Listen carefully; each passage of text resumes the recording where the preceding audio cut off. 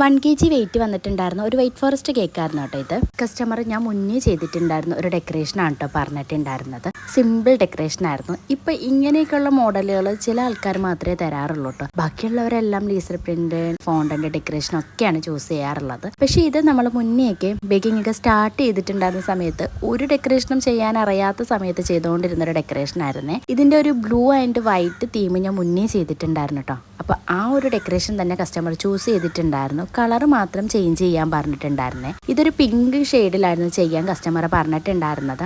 അതേപോലെ തന്നെയാണ് കേട്ടോ നമ്മൾ ചെയ്തു കൊടുത്തിട്ടുണ്ടായിരുന്നത്. ഈ ഒരു കസ്റ്റമർ നമ്മുടെ സബ്സ്ക്രൈബർ കൂടിയാണ് കേട്ടോ. മോൻ്റെ ബർത്ത്ഡേക്കായിട്ട് നമുക്ക് മുന്നേ ഒരു കേക്കും കൂടെ വാങ്ങിച്ചിട്ടുണ്ടായിരുന്നു.